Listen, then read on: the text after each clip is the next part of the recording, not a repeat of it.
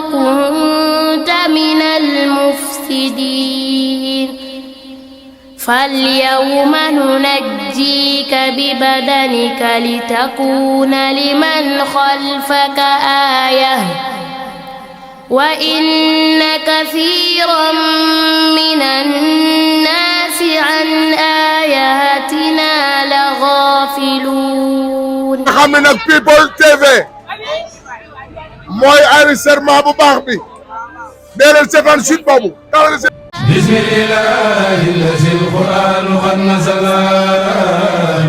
minhu bidaa'i wa arju indahu nuzula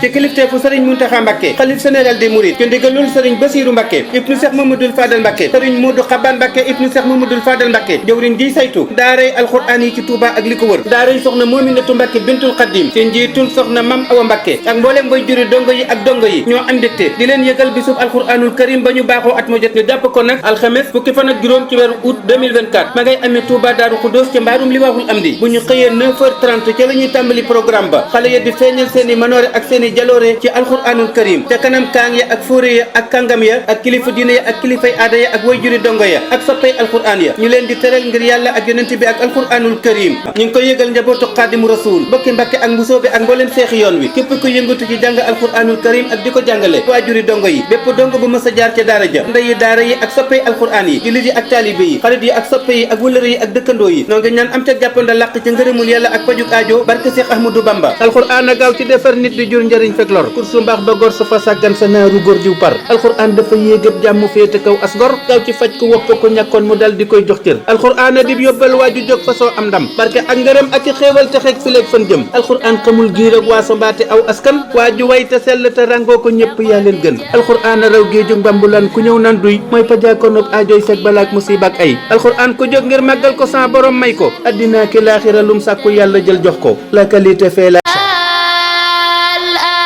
وقد عصيت قبل وكنت من المفسدين فاليوم ننجيك ببدنك لتكون لمن خلفك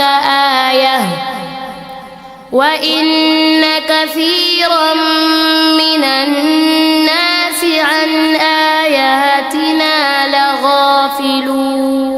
xam ne nag People TV mooy enregistrement bu baax bi dee leen seetaan site boobu.